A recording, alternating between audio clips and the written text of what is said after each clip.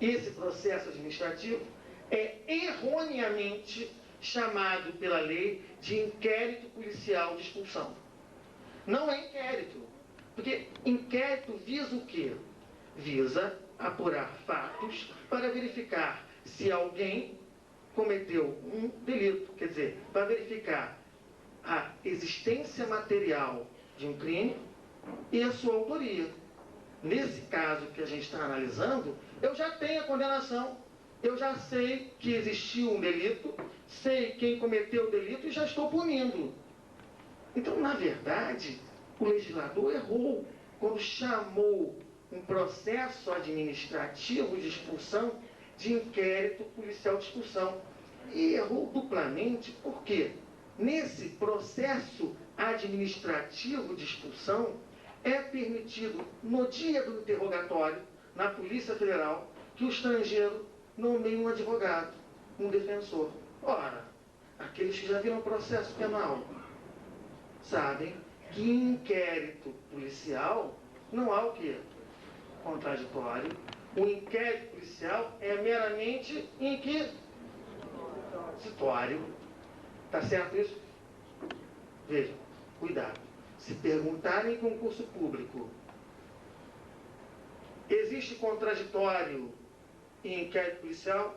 Resposta: há um único caso, o inquérito policial de expulsão. Porque é assim que a lei denomina, inquérito policial de expulsão. Onde é que eu encontro essa expressão? Artigo 103 do decreto 86.715/81. Ainda que erroneamente está lá. Então é a única exceção de inquérito com contraditório, com ampla defesa. E aí vocês falariam assim: Vitor, ele poderá indicar um advogado. Perfeito. E o que é que esse advogado vai poder alegar que seja capaz de convencer o presidente da República de não expulsá-lo após cumprir a pena? Ele vai alegar, esse advogado, o artigo 75 da Lei 6.815 e a súmula número 1 do STF. E vejam, eu disse para vocês que o direito internacional privado é de todos os direitos, o mais equitado, mais sofisticado, não é verdade? E a primeira súmula do Supremo Tribunal Federal não foi para civil, não foi para penal, não foi para tributário, não foi para administrativo. A primeira súmula do Supremo Tribunal Federal foi para direito internacional privado. E o que diz a súmula número 1? É vedado a expulsão de estrangeiro casado com brasileira ou que tenha filho brasileiro. Súmula número 1. Algumas explicações devem aqui ser feitas. Esse casamento tem que ter ocorrido pelo menos com 5 anos de antecedência à prática do ilícito penal. Senão ficava fácil, né? Eu vislumbrando um crime, sendo estrangeiro, já casava para ter o impedimento quê? Da expulsão. Não pode. Ele já tem que ser casado há pelo menos 5 anos quando cometeu o crime. E o filho? O filho tem jurisprudência do Supremo Tribunal Federal, separei, ministro Galotti, dizendo para nós o seguinte: cerceamento de defesa não demonstrado. Não obstam a execução do ato de expulsão, o posterior casamento do estrangeiro, tampouco o nascimento, anos depois, de seu filho brasileiro. Qual é o entendimento supremo? O filho também tem que ser o quê? Anterior ao crime. Isso não ficava fácil? Cometi o delito, depois, sendo mulher, a mulher engravidaria, Glória Trevi, né? Tentou e conseguiu. Ou então, mas cada Glória Trevi era caso de extradição. Mas enfim, ou então o estrangeiro poderia adotar ou ter um filho biológico. Então o Supremo veio e disse: não vale, tem que ser casamento anterior 5 anos, ou tem que ser filho anterior ao delito cometido. Muito bem. Por que isso? Isso não é um privilégio que a gente estaria concedendo a esse estrangeiro? Pensemos um exemplo bem chocantes. Um espanhol que subisse até o 9º andar da escola da ESA, Ordem dos Advogados do Brasil, entrasse nesse instante e saísse metralhando. É só um exemplo. E aí, né, além do palestrante, várias pessoas faleceriam. Ora, esse indivíduo tem o direito de, depois de cumprir a pena, de permanecer no Brasil? Se for casado com uma brasileira, né, pode comentar, se tiver filho, tem. Isso é um privilégio. É um privilégio. Um privilégio da família, não o estrangeiro. A Constituição Federal diz que a família é a base da sociedade. A Constituição Federal diz que o Estado praticará todos os meios necessários para manter a família. E mais, o artigo 5º, que já foi falado hoje de manhã pelo Silvio Mota, é peremptório. A pena não pode passar da pessoa do condenado. Quem praticou o crime? O estrangeiro. Posso condenar a sua mulher a ter que viver ad eterno separada do seu ente amado? Porque ele vai ser expulso. Ela fica no Brasil, não vai ter mais contato. Ou então ela vai ter que ir embora para acompanhá-lo e, consequentemente, não retornaria mais ao Brasil? Ora, posso fazer isso? Não. A pena deixaria de ser pessoal e se tornaria uma pena o quê? Impessoal. A mesma coisa é a criança que tem o direito de viver ao lado do seu pai. Se eu o expulso, eu estou retirando daquele menor esse direito que vai ser fundamental para a formação do seu caráter, da sua personalidade, enfim, da sua estrutura psicológica. Então, qual é o benefício ou qual é o privilégio da família? E é tanto da família esse privilégio que, vejam os senhores, o estrangeiro que não é expulso porque tem família, porque é casado. Imaginemos que ele só seja casado com uma brasileira, não tem filho. O estrangeiro que não é expulso, porque é casado, nunca mais vai poder se separar dessa mulher. Nem de fato, porque a lei diz a separação de fato ou de direito a qualquer tempo implicará na expulsão. Então tem que escolher o que é pior. Viver ad eterno com a mesma mulher ou ser expulso do Brasil. Tem detalhe. Perguntaram para mim no outro dia, professor, e se a mulher morrer? Bem, se for o caso da viuvez, não vai ser expulso. Agora, se ele envenenar a mulher, ele comete um outro crime, não é? Na outra hipótese, ele não é casado, mas tem filho. Se ele abandona o filho, ele vai ser expulso. Agora, e se o filho alcança a maioridade? Hoje, com 18 anos, ele alcança a maioridade, não depende mais dos alimentos do pai. O pai será expulso? Não. Porque tanto a maioridade quanto a viuvez são fenômenos o quê? Naturais que ocorrem ao longo do tempo. Muito bem. Existem ainda duas hipóteses vinculadas à expulsão. É a vadiagem e é a mendicância. Eu separei o conceito de vadiagem e mendicância, do Bento de Faria. Né? Ele diz, por vagabundo, entende-se aquele que, sendo apto para o trabalho, a ele se esquiva voluntariamente, ou não o procura para por ele conseguir recursos confessáveis, ou o que provê a subsistência por meio de ocupação proibida por lei e manifestamente ofensiva da moral dos bons costumes. O que está dizendo aqui? Será expulso o estrangeiro que praticar vadiagem. Vadiagem a prostituição. Então, no Brasil, estrangeiro ou estrangeira não pode ser garoto de programa ou prostituta. Aqui é um monopólio de mercado. Né? Há uma produção nacional excedente, então não há por que se importar. Então a lei diz, de fora não serve. Vai ser o quê? Expulso.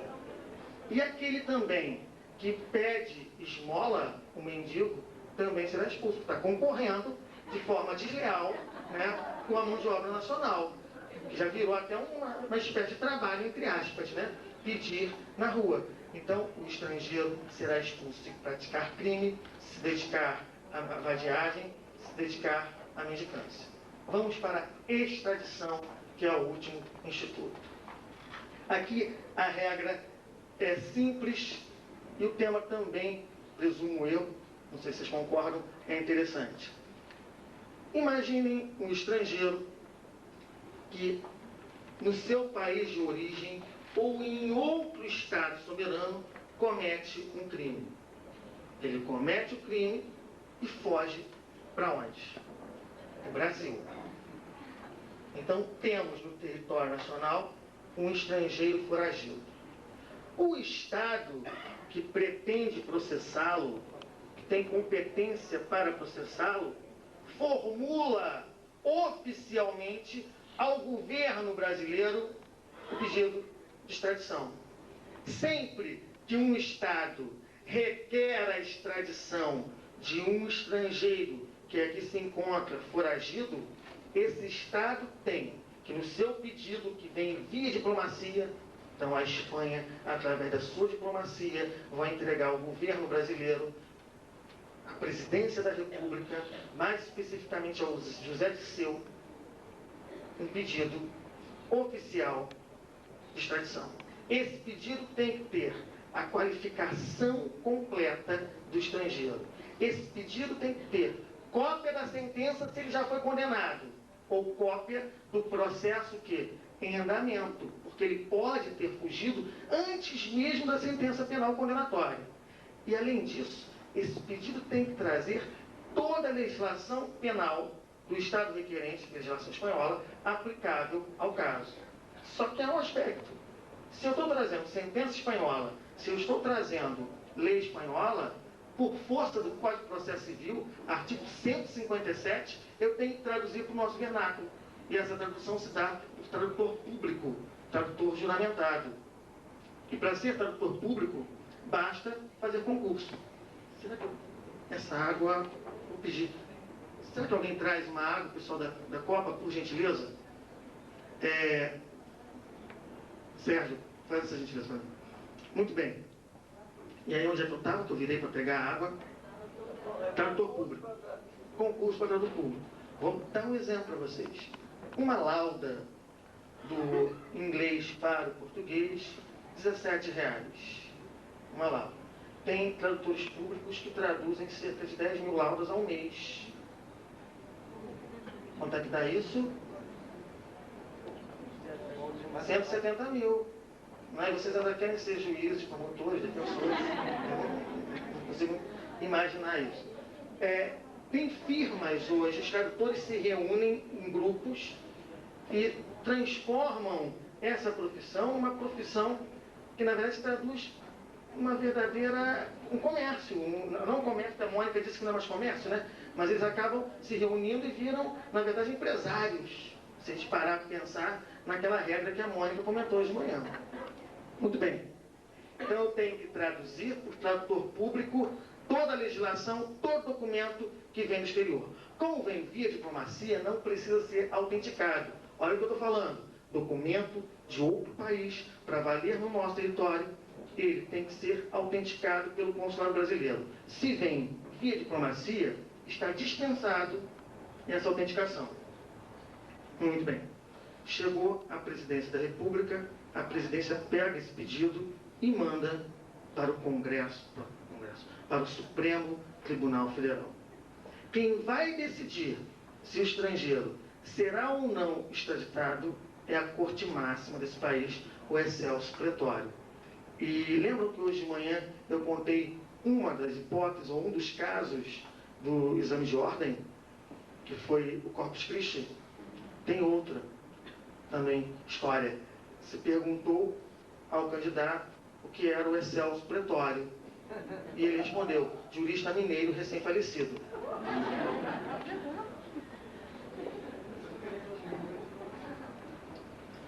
Bem, o Supremo Tribunal Federal recebe esse processo e aí no seu regimento interno a regra é a seguinte: só se pode dar início ao processo de extradição depois que o estrangeiro é preso.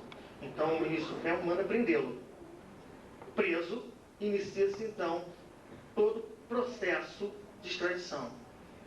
E o Supremo só não vai extraditar quando a lei elenca as hipóteses, eu vou comentar. Quando inexistir tratado de extradição ou for impossível a reciprocidade de tratamento, que é um acordo para o caso em concreto. Nós temos reconhecidamente cerca de 186 países no globo. E o Brasil tem tratados de extradição com apenas 21 deles. O primeiro tratado de extradição que o Brasil assinou foi com o Uruguai. E o último, o mais recente, foi com a Austrália, em 1996. Então, dos 186 países, apenas 21 têm tratado de extradição. Como é que eu faço se eu quero extraditar um estrangeiro que é de um país com o qual o Brasil não tem tratado? Eu tenho que fazer o quê? Um acordo, no caso em concreto, que se pauta no princípio da reciprocidade de tratamento. Eu sou um Estado soberano, a Líbia é um Estado soberano, e aí ela me pede a extradição e eu digo, olha, nós não temos tratado, mas vamos fazer um acordo. Hoje eu lhe entrego esse delinquente e você se compromete no futuro a entregar um delinquente que do Brasil sai para o seu território. Essa é a temática que se analisa no Supremo Tribunal Federal. Muito bem. Segunda hipótese, em que o Supremo nega a extradição, quando o crime praticado lá no exterior não for crime no Brasil. Exemplo típico, incesto, que eu uso em quase todas as minhas aulas. Imaginem Marrocos, um pai viúvo, estilo Antônio Fagundes, que mora com a sua filha, estilo Carolina Dickmann, já maior, imaginem assim, ele, viúvo, ela, maior, solteira, que vivem numa residência como homem e mulher. Vivem uma relação incestuosa e são descobertos por aquela comunidade e são condenados pelo Corão ao apedrejamento em praça pública e a arderem no mármore do inferno. Só que, com essa condenação, eles conseguem fugir. Adivinhem para onde? Brasil. E então o governo marroquino entrega ao Supremo todo o processo de extradição. Entrega ao governo e o governo encaminha ao Supremo. O Supremo, ao receber, vê a pena e olha lá, incesto. Opa, o incesto não é crime no Brasil.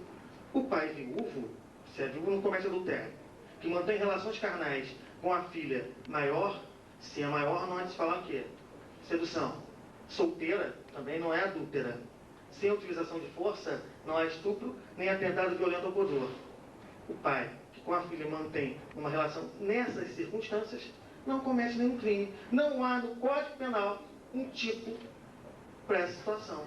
Se não é crime, não se extradita. E eles, então, permanecem no território nacional, através de decisão do Supremo Tribunal Federal. Vejam, não é fato típico, não é fato nominado, mas eu olho e vejo a reprovação dos senhores dessa conduta. Mas, às vezes, nem tudo que é moralmente reprovável é juridicamente o quê?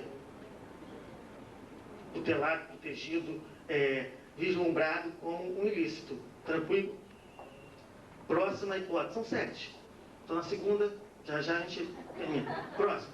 Quando o crime praticado lá no exterior já estiver prescrito segundo a nossa lei ou a lei do Estado requerente. Exemplo, bolivianos médicos que vêm para o Brasil acusados de curandeirismo, de exercício irregular da profissão, essa coisa toda. E aí é feito o pedido de extradição. Quando se analisa o pedido, vai se perquirir a questão da prescrição. E o ilícito cometido foi em 90, nós estamos em 2003, diz o Código Penal no artigo 109 que, para os ilícitos que no Brasil tenham pena máxima de 2 anos, o crime prescreve em 6. Estaria prescrito esse ilícito? Estaria prescrito. Então o Supremo não extradita. Outra hipótese, quando o estrangeiro que praticou o crime lá foi condenado a pena igual ou inferior a 1 ano. A extradição também não ocorre. Outra situação, quando o crime for crime político ou de opinião.